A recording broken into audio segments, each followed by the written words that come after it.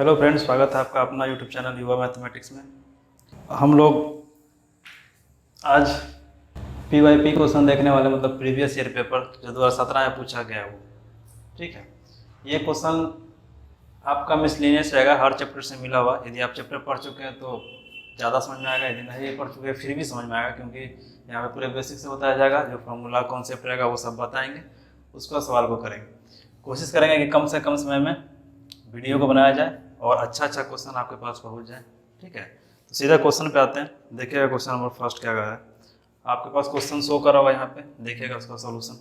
Question first क्या है कि यदि tan A बराबर cot B तो सिद्ध करें A प्लस बी बराबर 90 डिग्री।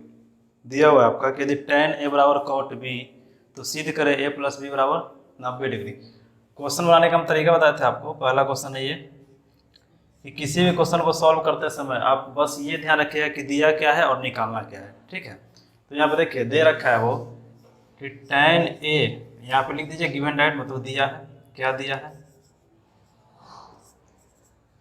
दिया है tan A बराबर cot B, और प्रूफ करना है कि A प्लस बी बराबर 90 डिग्री। हम लोग को प्रूफ करके दिखाना है, सिद्ध करना है कि A प्लस बी बराबर 90 डिग्री। A प्लस बी बराबर 90 डिग्री। ठीक है, तो देखिएगा यहाँ पे इसको सॉल्व करने का तरीका क्या है। या तो इसको हम कॉट में चेंज कर देते हैं या इसको tan में चेंज कर देते हैं। जब दोनों तरफ बराबर हो जाएगा तो काटना हम लोग को आसान होगा। तो यहाँ पे समझिएगा, पूरक कोणों के त्रिकोणमितीय अनुपात में एक चीज बताया गया था कि sine 90 degree minus theta is equal to cos theta. उसी प्रकार cos 90 degree minus theta is equal to sine theta. उसी प्रकार tan और कॉट के साथ भी होता है। tan 90 degree minus theta is equal to cot theta, और cot 90 degree minus theta is equal to tan theta. इसी प्रकार सेक के साथ लागू होता है। Sec 90 degree minus theta is equal to cosec theta, और cosec 90 degree minus theta is equal to sec theta. तो यहाँ पे देखेंगे किस फॉर्मेट में हमारा सवाल है। हमारा सवाल tan और cot के फॉर्मेट में है। ठीक है, तो यहाँ पे देखेंगे tan और cot वाला याद रखेगा। यहाँ पे A और B एंगल लिया गया है ना, तो A और B से ही काम चलाएंगे। यदि यहाँ पे थीटा है तो यहाँ पे थीटा, यदि यहाँ पे A है तो यहाँ पे A लेंगे, यहाँ पे B रहेगा तो यहाँ पे B लेंगे। तो समझिएगा यहाँ पे हम क्या करते हैं कि इसको cot में बदल लेते हैं, या ऐसा करते हैं कि cot को A में बदल लेते हैं। ठीक ना, tan में बदल लेते हैं। तो यदि इसको चेंज किया जाएगा तो इसके आप देखिए क्या लिखेंगे, cot 90 degree minus A is equal to, इसको लिख दें cot 90 डिग्री माइनस A। समझिएगा क्यों लिखे, tan है। देखिएगा यहाँ पे tan थीटा क्या होता है, cot 90 माइनस थीटा, मतलब tan के जगह पे जो एंगल रहेगा यहाँ पे घट के आता है। यदि A रहेगा तो A, B रहेगा तो B। ठीक है, तो tan को बदलना हो cot में तो क्या लिखते हैं, cot 90 डिग्री माइनस थीटा, तब होता है tan थीटा। तो यहाँ पे tan थीटा था, यहाँ पे tan A है, तो tan के यहाँ पे लिखेंगे cot 90 माइनस थीटा, यहाँ पे लिखेंगे cot 90 माइनस A। इसको चेंज कर चुके हैं तो इसको चेंज नहीं करेंगे, इसको 10 का 10 लिखना है, cot B। अब यहाँ पे देखिएगा cot cot कैंसिल हो गया है, यहाँ पे बचा 90 degree minus A is equal to B, यानी 90 डिग्री। इसको इधर ले जाएंगे तो ये B प्लस में है, प्लस है, ये इधर माइनस में इधर आएगा तो प्लस में, यानी इसी को लिख सकते हैं हम लोग A plus B is equal to 90 degree. यही हम लोग को प्रूफ करना था, जो कि प्रूफ हो चुका है। ठीक है, ये आपका 2 से 3 मार्क्स में पूछा जाता है, कभी 2 मार्क्स कभी 3 मार्क्स। ठीक है, तो क्वेश्चन बहुत ईजी है, बस इसको याद रखना है कि tan का cot का साथ क्या रिलेशन है और sin का cos के साथ, cosec का cosec के साथ क्या रिलेशन है। ठीक है, बढ़ते हैं नेक्स्ट क्वेश्चन की तरफ। क्वेश्चन 2 है, देखिएगा ये भी ट्रिगो का, ये बहुत अच्छा सवाल है ट्रिगो का। सवाल क्या कर रहा है कि यदि tan A plus B is equal to √3 और tan A minus B is equal to 1/√3, जहाँ पे A प्लस बी का जो वैल्यू है 0 से बड़ा और 90 से छोटा, तो आपको बताना, और A ग्रेटर देन B, मतलब जो A एंगल होगा वो B से बड़ा होगा, तो बताना है वैल्यू हमको A और B का, मतलब एंगल A और B का वैल्यू बताइए। क्वेश्चन दिख रहा होगा आप लोग को, देखिएगा सोल्यूशन इसका डायरेक्ट क्या कर रहा है। क्वेश्चन में जो दिया है उसको लिख लेंगे कि दिया हुआ है। ठीक है, क्या दिया हम लोग को, दिया है, क्या दिया है, tan A प्लस बी बराबर √3, tan A plus B is equal to √3, और दूसरा क्या दिया हुआ है कि tan A minus B is equal to 1/√3। दूसरा दिया हुआ है tan A minus B is equal to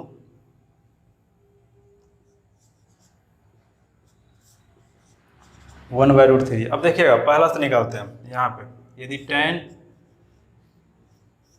a plus B बराबर √3 है, यानी कि हम कह सकते हैं इसको कि tan a plus B is equal to, tan में किसका वैल्यू होता है √3 का वैल्यू, tan में √3 होता है आपका 60 डिग्री का, tan में √3 वैल्यू होता है 60 डिग्री का, तो इसके आप हम लोग लिख सकते हैं tan 60 भी।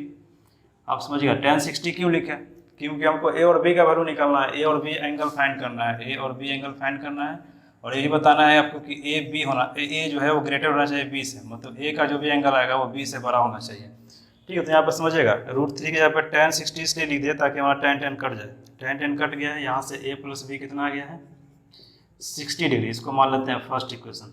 अब देखिएगा दूसरे से, दूसरा क्या हमारा tan a minus B is equal to 1/√3, तो tan में किसका वैल्यू होता है, ये tan a minus B is equal to, tan में ये होता है 30 का value, tan 30 is equal to 1/√3, tan 30 is equal to 1/√3, इसलिए tan 1/√3 के यहाँ पे tan 30 लिख दिया। आप लोग को डाटा बुक में दिया हुआ ना 0 डिग्री का, 30 डिग्री का, 45 डिग्री का, 60 डिग्री का और 90 डिग्री का, ये वैल्यू याद होना चाहिए, ये याद रहेगा तभी सवाल बन पाएगा ऐसा सवाल, क्योंकि याद नहीं रहेगा वैल्यू तो पता नहीं चल पाएगा ये किसका वैल्यू है, तो नहीं रख पाएंगे हम लोग। अब देखिए 1/√3 के यहाँ पे tan 30 लिख दिए, tan से tan कैंसिल, यानी यहाँ पे हमारा आ चुका है,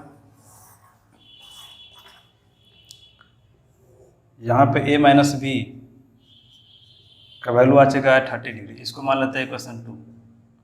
अब समझिएगा हमको a और b का वैल्यू फाइंड करना है ना, a और b दो इक्वेशन हो गया, और दो इक्वेशन हो गया तो दो वेरिएबल भी चाहिए, और दो वेरिएबल है तो दो इक्वेशन भी चाहिए, क्योंकि जब भी दो वेरिएबल होता है तो दो इक्वेशन चाहिए होता है सॉल्व करने के लिए। तो a और इक्वेशन फर्स्ट और इक्वेशन सेकंड को देखिए, एक इक्वेशन ये हो गया, एक इक्वेशन दो हो गया, और इसमें दो वेरिएबल भी है, ए और बी दो वेरिएबल है और दो इक्वेशन भी है, तो सॉल्व आराम से हो सकता है।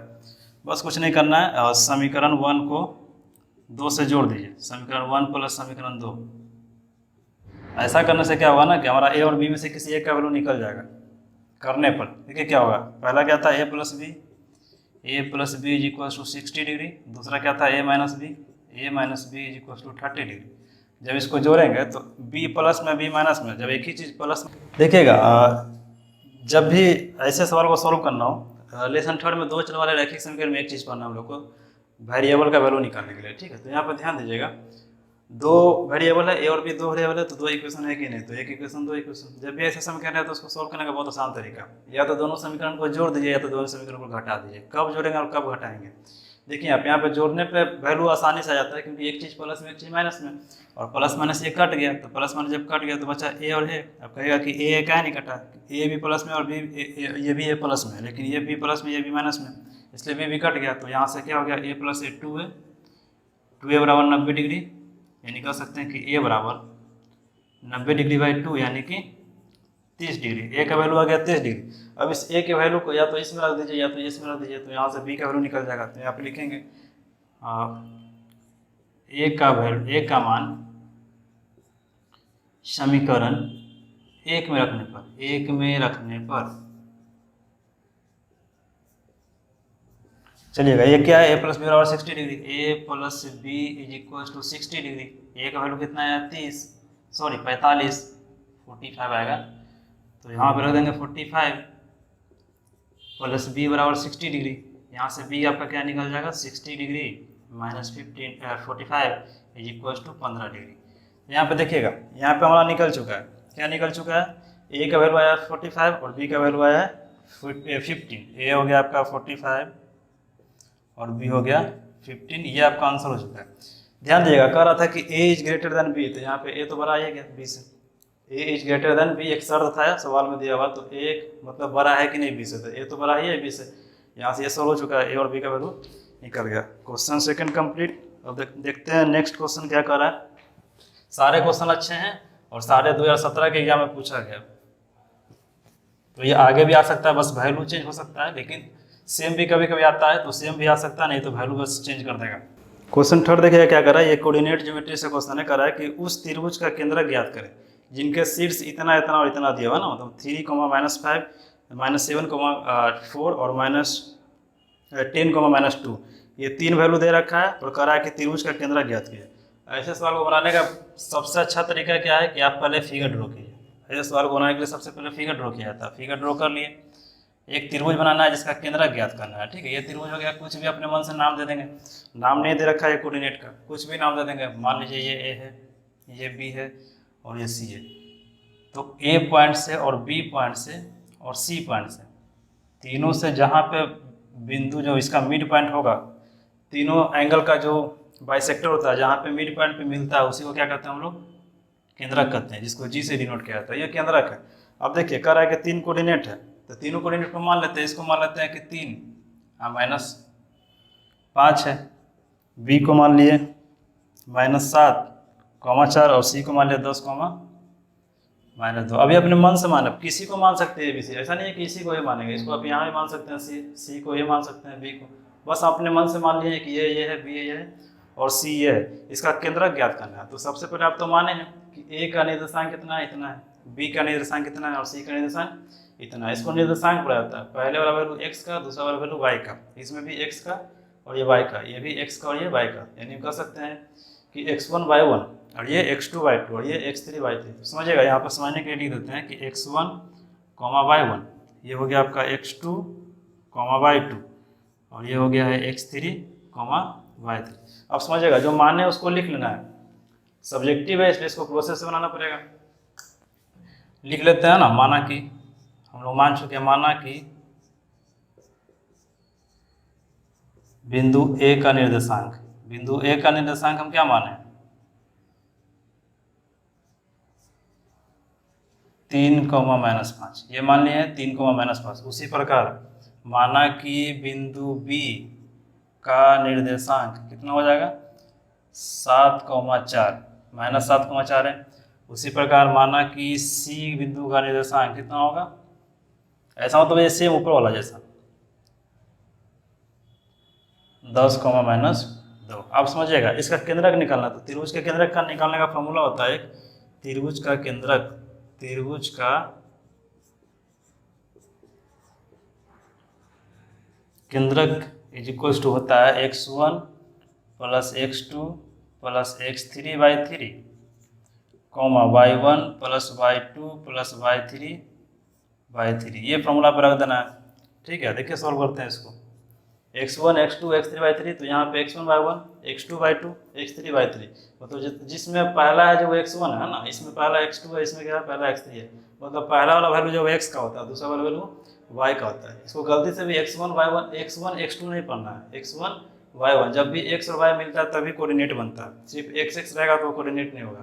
तो यहाँ पे बस वैल्यू रखना है। देख के यहाँ से x1 3 है, 3 रख दिए, प्लस x2 कितना है? -7 है, तो माइनस आ गया ना, इसलिए ब्रैकेट लग जाएगा।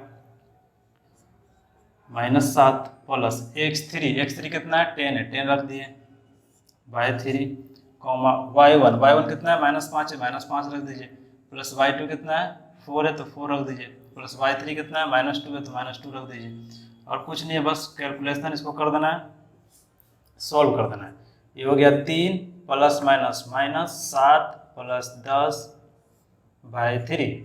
तो यहाँ पर देखेगा -5 + 4 +- -2/3। अब देखिएगा 3 में से -7 गया, यानी कि -4। जब भी ऐसा आए एक प्लस में एक माइनस में तो घटता है, और जो बड़ा होता है उसका साइन पड़ता है। -7 बड़ा है इसलिए माइनस का साइन यहाँ पे पड़ गया। +10 था तो +10/3, -5 और +4। या तो ये दोनों को जोड़ लेंगे, माइनस -2 हो तो दोनों जुटता है, नहीं तो एक घटा देंगे, और जो बड़ा साइन होगा उसके अनुसार सॉल्व कर लेंगे। जैसे भी कीजिए, कैलकुलेशन आपको समझना और फास्ट करना है। यहाँ पे इतना समझाने के लिए लिख रहे हैं, नहीं तो डायरेक्ट बना सकते थे। तो -5 में से 4 गया, यानी कि -1 और -2 पहले से, यानी कि 3। माइनस का आ जाएगा, नीचे भी 3 था हमारा, ये हो चुका है। अब देखिएगा यहाँ -4 + 10, एक माइनस में एक प्लस में घटेगा, तो -4 + 10 में से गया तो कितना हो जाएगा? +6, यानी आपका आ जाएगा यहाँ पे 6 और नीचे में 3 था। यहाँ पे देखिएगा, जब दो नंबर माइनस में हो तो -1 और -2 -3 हो जाएगा। दोनों में अंतर है, -1 × -2 तो हो जाएगा +2, क्योंकि गुना कर रहे हैं और माइनस प्लस होता है। लेकिन -1 और -2 गुना नहीं कर रहे, जोड़ रहे हैं, तो दोनों नंबर जुटता है और साइन माइनस का रहता है। ठीक है, तो यहाँ पे क्या हो जाएगा? -3/3।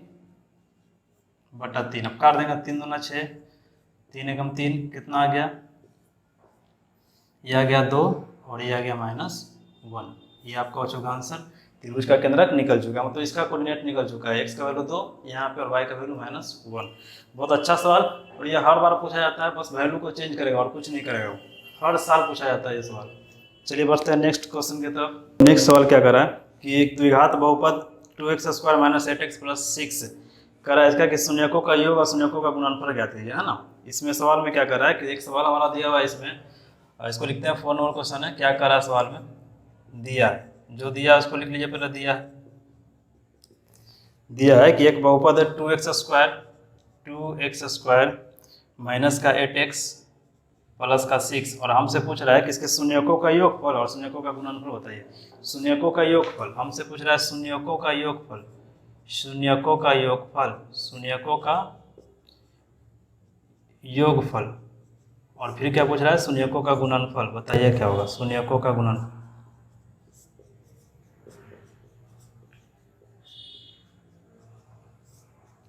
ठीक है, 2 से 3 नंबर में ये भी पूछा जाता है सवाल को समझिएगा क्या करा कि शून्यकों का योगफल निकालना और शून्यकों का गुणनफल निकालना है। देखिएगा यहाँ पे मेरे पास एक द्विघात बहुपद होता है कि x² + bx + c, ये स्टैंडर्ड फॉर्म है द्विघात बहुपद का। जब भी ऐसा फॉर्मेट में सवाल रहे, प्लस माइनस है उससे मतलब नहीं है, बस यहाँ पे देखना है कि इस फॉर्मेट में रहना चाहिए, पावर 2 है तो 2 रहना चाहिए। ठीक है, यदि इस फॉर्मेट में सवाल हो तो सबसे पहले क्या करेंगे, हम जानते हैं कि जब द्विघात समीकरण द्विघात बहुपद है तो इसका सॉल्यूशन 2 निकलेगा। ठीक है, या शून्य कितना निकलेगा, 2 निकलेगा। तो एक शून्य का नाम रहता है अल्फा, दूसरा का नाम रहता है बीटा। जब त्रिघात रहता है तो उसका शून्य 3 होता है, एक का नाम अल्फा, दूसरे का बीटा, तीसरे का गामा। तो यहाँ पे अल्फा बीटा मतलब पहला शून्य को अल्फा मान लिए, दूसरा को बीटा मान लिए, तो अल्फा बीटा 2 शून्य हो गया। तो यहाँ पे क्या करा, शून्यकों का योगफल, मतलब हमको ये और पता है, शून्य पता है कि एक शून्य का अल्फा है, दूसरा शून्य बीटा है, तो इसका योगफल निकालना होता क्या होगा, अल्फा प्लस बीटा।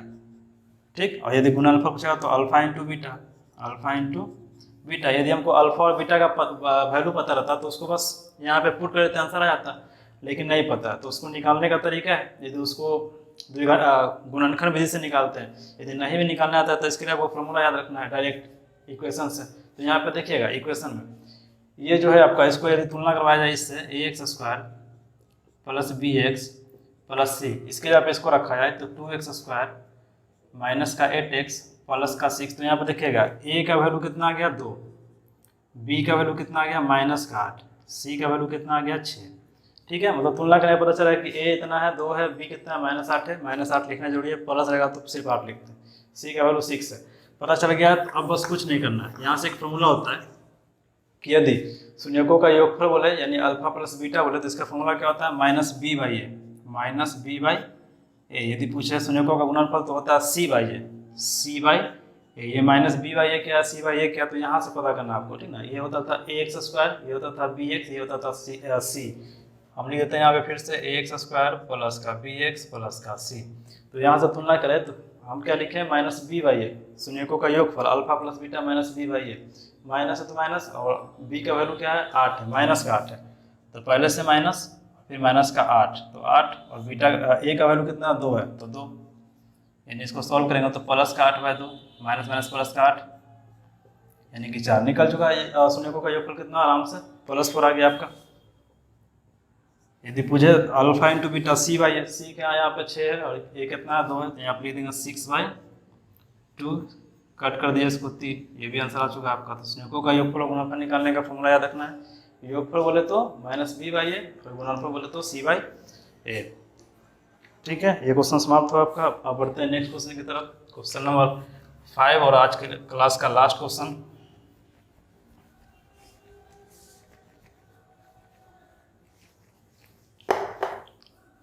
हम लोग उसी क्वेश्चन को देखेंगे जो एग्जाम में बार बार पूछा जाता है ना, और जो इम्पोर्टेंट है। इस तरह का क्वेश्चन आगे भी पूछा जा सकता है।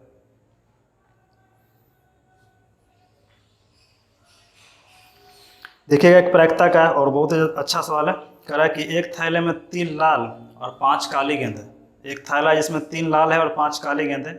कह रहा है कि उस थैले में से एक गेंद यादृच्छिक छाया निकाली जाती है। यादृच्छिक छाया मतलब बिना देखे निकाला जाता है। ठीक है, तो बताना है कि क्या प्रायिकता है कि गेंद लाल होगा और इसकी क्या प्रायिकता है कि गेंद लाल नहीं होगा। मतलब लाल होगा और लाल नहीं होगा, दोनों को बताना है। ठीक, मान लीजिए कि एक थैला है, इसमें 3 गो लाल गेंद रख दिए और 5 को काला गेंद रख दिया, ठीक है। अब इसमें गेंद मिल गया, हमको दिख नहीं रहा, ठीक है, और इसमें से एक गेंद निकाला जाता है, तो पता क्या चलेगा कि हमको कि लाल निकल रहा है कि काला निकल रहा है, ठीक है।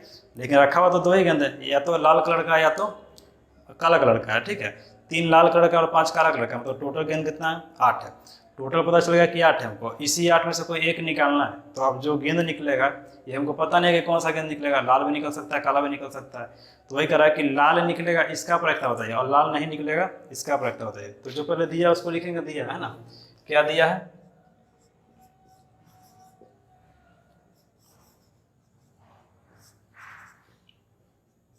दिया है कि एक थैले में 5 लाल और 3 काली गेंद है ना, नहीं 3 लाल और 5 काली गेंद, तो कुल गेंदों की संख्या, थैलों में कुल गेंदों की संख्या, थैलों में कुल गेंदों की संख्या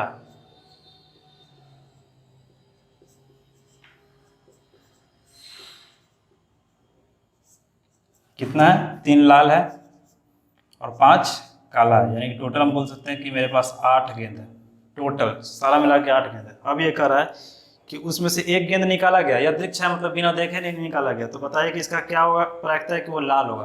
कंडीशन तो लाल ही का निकालना है, लाल कितना था हमारे पास, 3 था, 3 लाल था और 5 काला था। ये आपका रेड बॉल था और ये आपका ब्लैक बॉल था, बी से ब्लैक, आर से रेड, 3। तो आपको बताना है कि 3 लाल गेंद था और 5 काला था, तो टोटल 8 हो गया। अब इसमें से बताना है कि लाल का क्या प्रायिकता हो सकता है।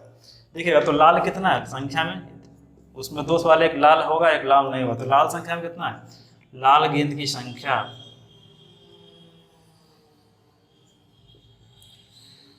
लाल गेंदों की संख्या कितना दिया हुआ है, लाल गेंदों की संख्या दिया हुआ आपका 3, और पूछ रहा है कि लाल का प्रायिकता होता है। तो लाल का प्रायिकता देखिए कैसे निकलेगा, लाल की प्रायिकता, लाल गेंद होने की प्रायिकता, लाल गेंद होने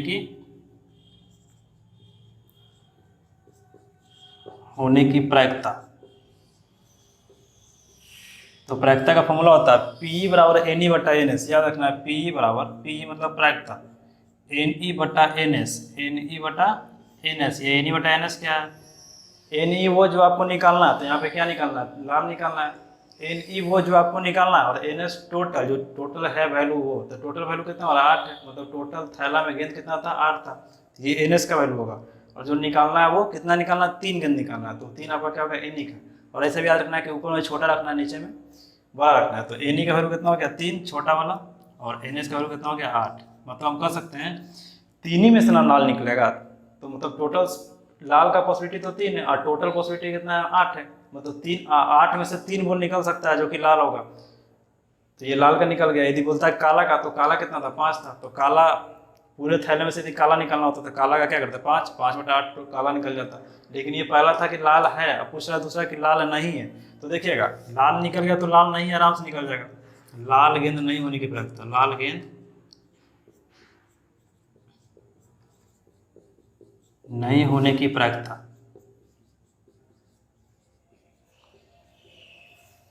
समझिएगा, देखिएगा 8 में से 3 लाल गेंद, ठीक है, और कह रहा है कि कितना लाल नहीं होगा, तो 8 में से जब 3 लाल है यानी कि 5 जो है वो लाल नहीं होगा, और टोटल कितना था, 8 था, यानी कि 5 बटा 8 जो है वो लाल नहीं होगा। यदि ऐसे समझ में नहीं आता तो ऐसे समझिए, यही आसान है जी, कि हम देख रहे थे कि टोटल 8 है और 3 लाल है, तो जब लाल का 3 बटा 8 निकल गया तो 8 में से 3 तो लाल था ये, और 5 जो था लाल नहीं था, तो लाल कितना, लाल नहीं क्या होगा, 5 बटा 8। लेकिन वैसे समझ नहीं आता तो ऐसे याद रखना है कि 1 में से लाल होने का घटा देंगे, 1 में से लाल होने की प्रायिकता ना, लाल होने की प्रायिकता, 1 माइनस लाल होने की प्रायिकता।